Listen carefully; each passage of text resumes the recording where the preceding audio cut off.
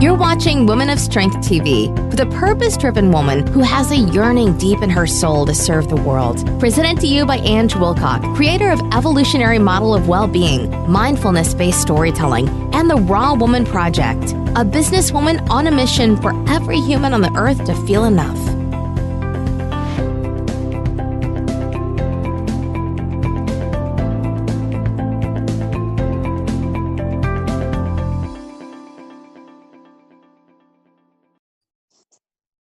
So welcome to another episode of Women of Strength. And today we've got a different guest. Is it different in terms of gender? Because today we have a male guest. And I'd like to welcome Marcus. Welcome, Marcus. Hey, thank you. Thanks for having me. Yes, thank you, because I'm so excited about this interview, because I've told a few of my tribe about I'm interviewing a guy and he works with really, purpose-driven, strong women, and they're going, really? But he's a guy, how would he know? So we'll get into that. Okay. Yeah. So what I'd like to do, everyone who's listening, is just to read you a little bit about Marcus. And as all of you know that watch and listen to these interviews, I always read from a piece of paper. So I'd like to tell you a little bit about Marcus. So Marcus has an MA and received his master's degree in transpersonal counselling psychology from Naropa University in Boulder, Colorado. A therapist for 15 years, he's also an ordained minister. Besides working with women and couples, Marcus has a passion for working with combat veterans who live with the ongoing effects of post-traumatic stress disorder.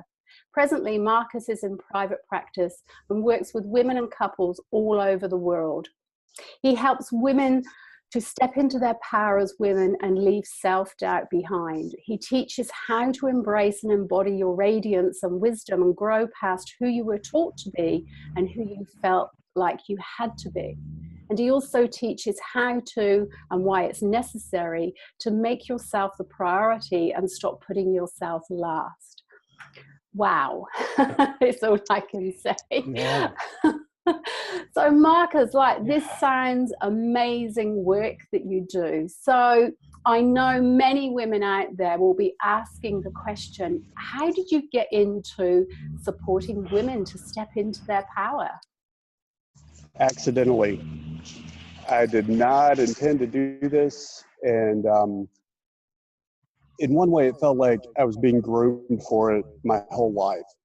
And so there were like two really big things that came together. And one was my own internal wounds, my own internal hurts around, I was put up for adoption at birth. And even though my parents were great, they got me when I was just 5 days old, there was still like a huge, deep wound and feeling unworthy and feeling like I was just basically a piece of trash and should have been thrown away, like feeling like I should have been aborted and just gotten rid of. And, and that stayed with me so strong where I felt like I, never fit in and never had a place. And it was wanting to heal that wound and in a sense reconnecting with the feminine that I was disconnected from in my birth mother, but also in my adoptive family.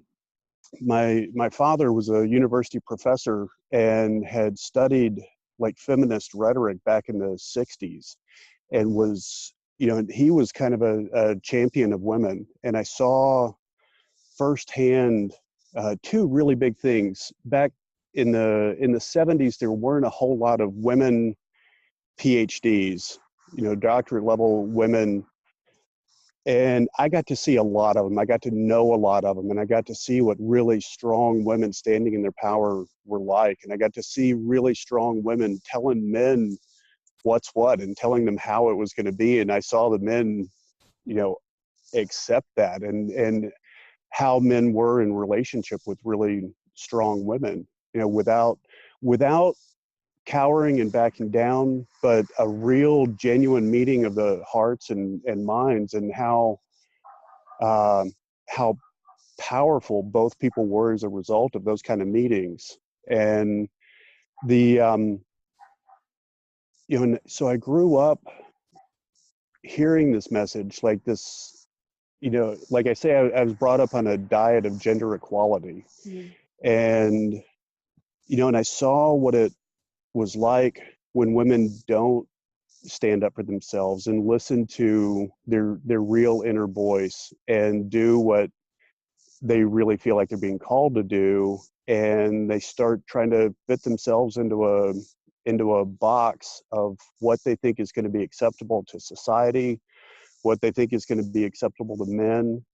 And and it's like when women do that, the results are anywhere from mediocre to miserable. Yeah. And neither one of those is okay for me. It's not truly okay for any of those women either.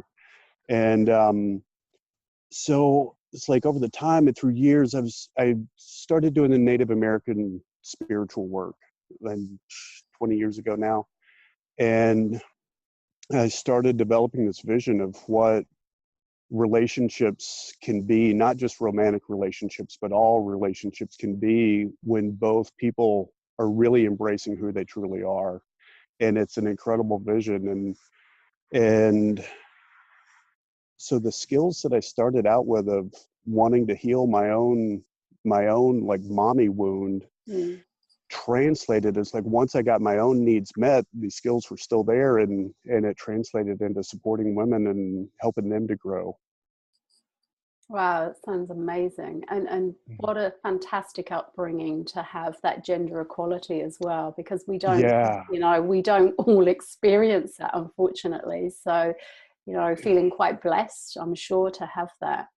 In one way, yes. And it's like I got it on a cognitive level, that gender equality thing. And then I saw my dad never, like, he left his work at the office, and how he was with my mom was not empowering. And so it didn't make sense. And there was, so my mom hid her true self in a lot of cases, because my dad, he had the same insecurities that everybody has. And he would, like when my mom would start to step up, he wasn't a jerk to her, but it was like he would sort of tease her, and he was a jerk to her at times, where he would sort of tease her and put her down, or just bolster his own ego as a way of keeping her down. And it was gross. I didn't like it. It didn't fit with what I knew to be true inside. Yeah. And that happens in so many relationships today. So one of the questions that I've got for you is, well, and my tribe too, because it's a question that comes up very, very often, is, if you're a strong woman, you're purpose driven, you really are stepping into your power, how do you maintain a healthy, loving relationship with a man who doesn't recognize that in you, who sees it as a challenge? Or how do you work with that? So it's the easiest way to explain it is to say there's two steps of empowerment for women, like sort of like two phases. One is it's like the college level, and then the second is like the graduate school level. And like the college level is saying, no, I'm not going to take this anymore. And that kind of, it, in a way, it sort of sounds like a defiant thing, and it can come out as anger. It's like, no, I'm not going to put up with this anymore. And that's the necessary step. It's because we have to, I say women have to feel that strength, and they have to feel that sense of themselves and their own independence emotionally, and feel that sense of power within themselves, and that sense of autonomy and believing in themselves. And if they confront men with anything that seems like anger, it's not going to go real well most of the time. Either the man's just going to cower and crumble, or he's going to get really defensive and and want to fight back. And neither one of those are optimal. So there's like that first level of empowerment, which in a way is like coming out of obscurity in terms of authenticity. Does that make sense? Yes, yeah, absolutely. Yeah. Yeah. And the second level is what I think of. I think of my spiritual grandmother when I think of this. It's about stepping into that goddess energy, stepping into that compassionate place where you can understand and accept the men for being the scared little boy, and make space for that and confront him from a place of compassion and acceptance. And it's, and that's an incredible thing to be able to do, and to do that with other women, not just with men. But the, so that when you can confront somebody from a place of compassion and acceptance, there's less chance that they're going to get into resistance and get defensive and want to fight back, because it's that acceptance that we're all craving. And, and one of the first objections I hear from women when I talk about that is, why do we have to do all the work? Like, why do I have to be the one to make the safe space for him? And I'm like, because you're the one who woke up. Yeah. You woke up first. It's like, if yeah, that rings true for me. Yeah, I know. And so, and for me as well, it happened. It happened for me in my marriage, and and at times I felt like I was trying to drag somebody along with me who didn't want to go. And so what do? You have to be incredibly accepting, because if you come off as you're doing it wrong, the first response you're going to get is, no, I'm not. You're doing it wrong. You're the one changing the rules. We were happy. Why can't we go back to the way things were? Yeah. And, and you can't. Once you start to wake up, it's like you can't uncrack that egg. No.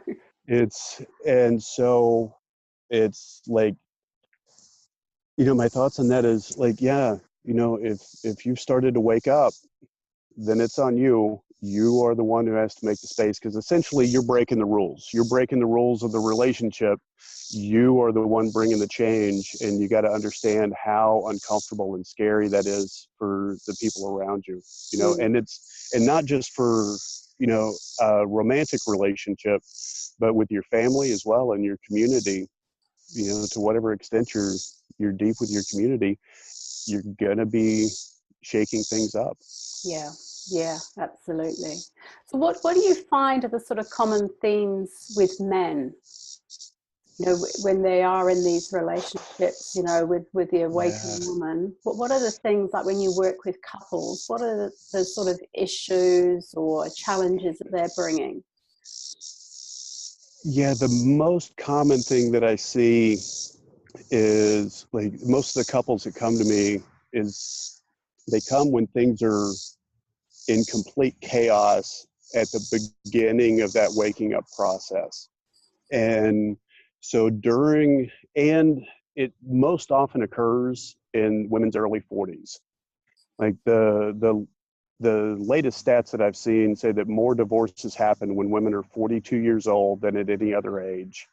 And more first-time affairs happen when women are 42 years old than at any other age. And so, and what I've seen, and people have sort of hinted around about this, but nobody's talking about it in a really big sense. It's like during the late 30s and early 40s, women go through a maturing process where they step into like a whole nother level of emotional maturity. And so it's like things are going along what seems like okay, and then the women start to grow. And during that time, like just the part for women, it's an incredibly confusing time. And they don't know, like they start having feelings and they don't know what those feelings are. They wonder if they're going crazy, and they question everything in their lives, and they question themselves. They question their marriage.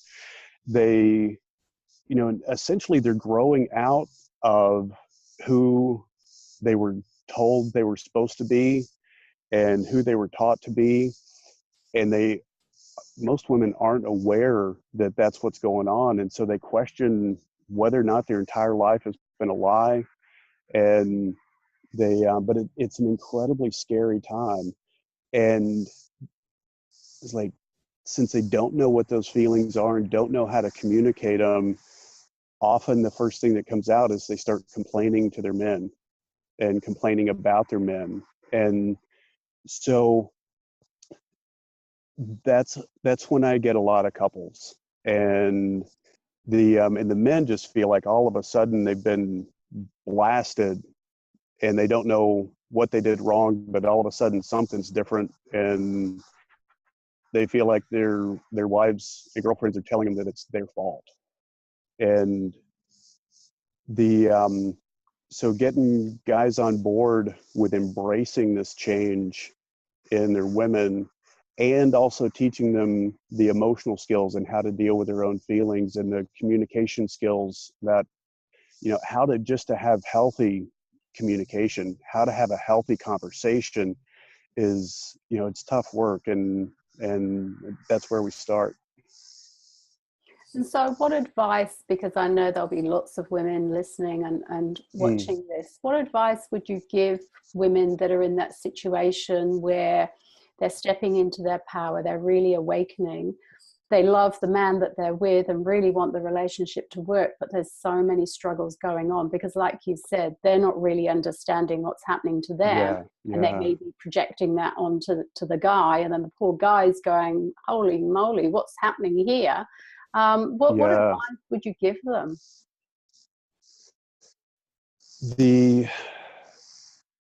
My first thought is find a coach, find a strong group of women, and not a group of women that just bashes men. It's like we all need to vent at times, and so there are times you will just need to go and vent about what's going on. But find the support that you need to not only help you understand and grow into this woman that you're becoming, the strong, powerful woman that you're becoming, but find the support that can also teach you what's really going on with your man and how to communicate with him in a way so that he begins to understand what's going on with you, and can really get on board in supporting you. Because so many women feel like their man treats them like the woman they were 15 years ago. And they get really frustrated. They get mad at their husbands for not accepting and embracing who they are now. But it's such a confusing time. The women don't even know who they are right this moment because, they're in this transition period. And so what I love to do is teach the couples how to communicate with each other, and to where it's not so scary, and the transition doesn't feel like such chaos. Yeah. So what about, women go through these transitions. What about men? Because, as a human species, men must go through these transitions too. So is there a different time in their life than they go through it? I mean, it's going to be different for women, but... Yeah, it is different. And the joke that we tell, what I always say is that, like, as women get into their early 40s, they go through this level of maturity, and men never grow up ever. And that's the joke.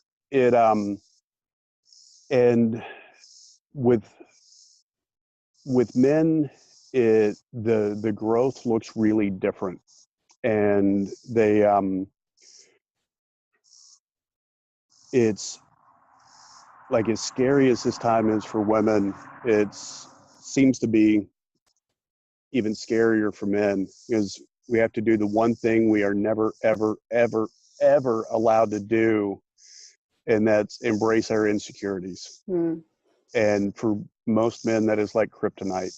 And so, most men only come in to work with me during times of crisis, and as soon as the crisis has abated a little bit, they disappear, they run away. And so it's like they just want to get out of trouble. And so, and I've got an idea, I've got a thought, and nobody's ever proven me wrong. So I'm throwing this out as a theory, and in 100 years we'll get back together and see if it's actually held up. Yeah. But for the most part, men only grow when they're called out by women, even though they hate being called out by women, and it brings up all their insecurities. And so, because like inside of every man, and this is important for your women followers to hear, no matter how strong or how competent, no matter how successful a man is, inside of every man, there's a little boy who's scared of mommy being mad at him.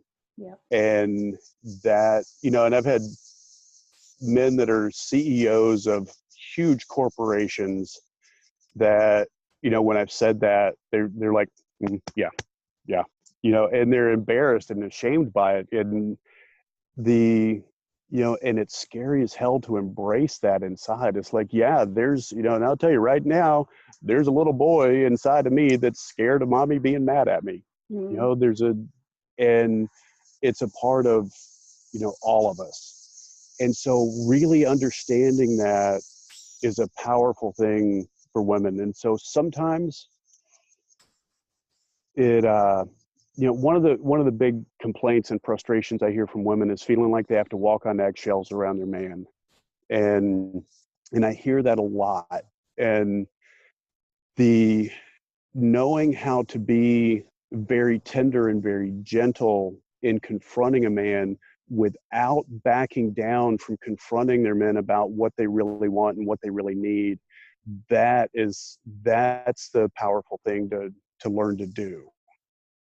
Does that make sense? So that you're being very gentle, but also being very firm at the same time.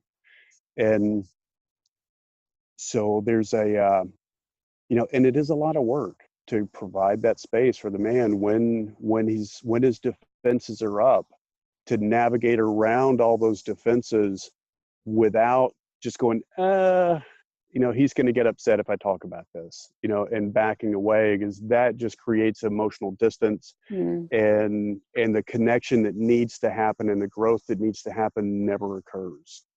So having the communication skills and the emotional skills inside to be able to navigate all those defenses in a very gentle way and still being very firm about what you need and what you want, that's when the magic starts to happen.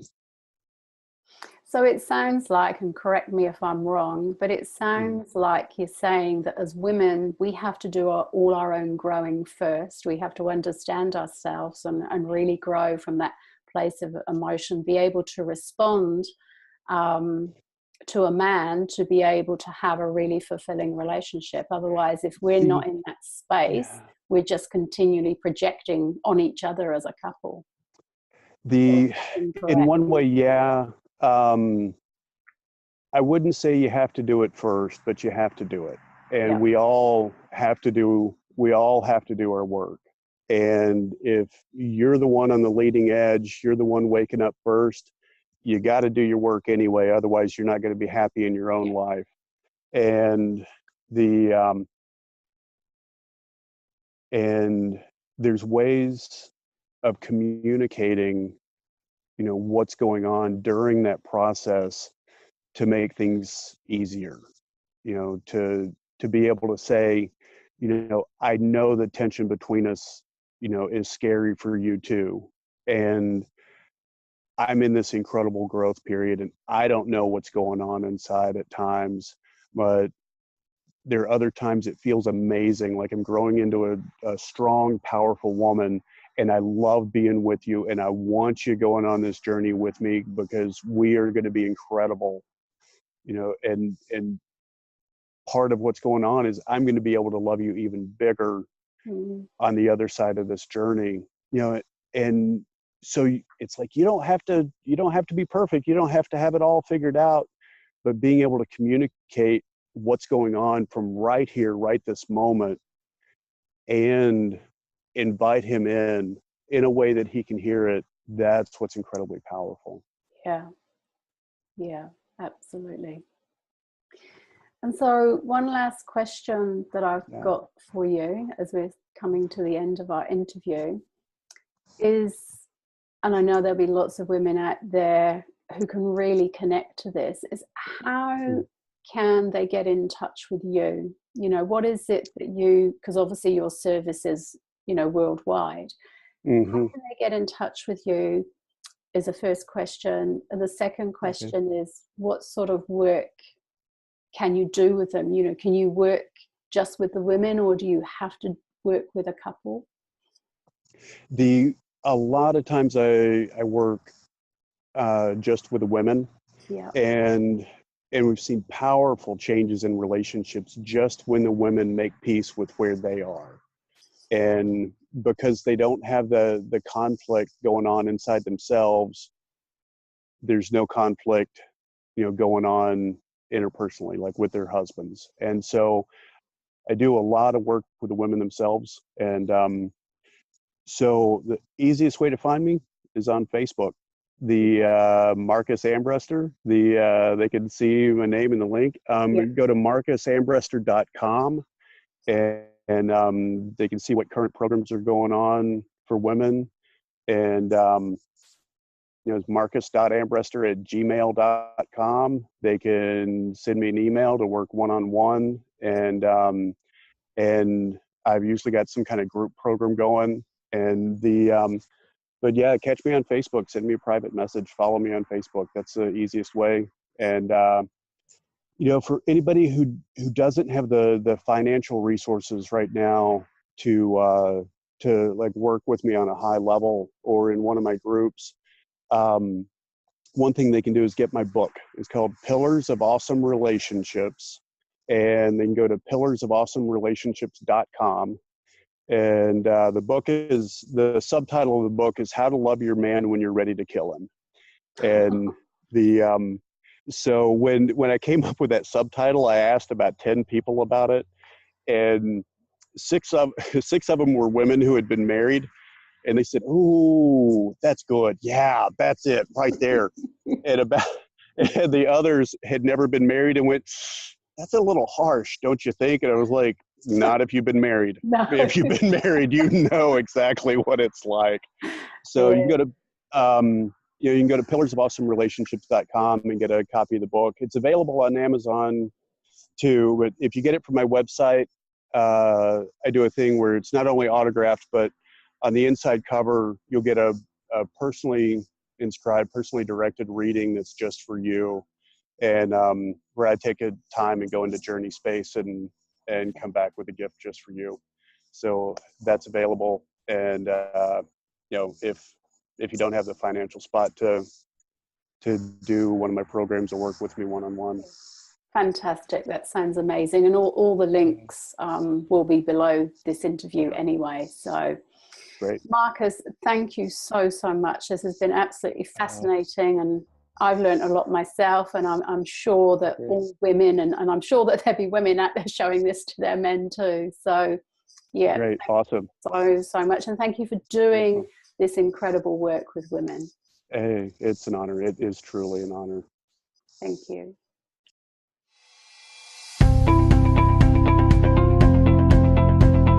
Remain real, authentic, and whole. Be yourself and continue to follow your dreams. Thank you so much for watching, and we'll catch you next time on Woman of Strength TV.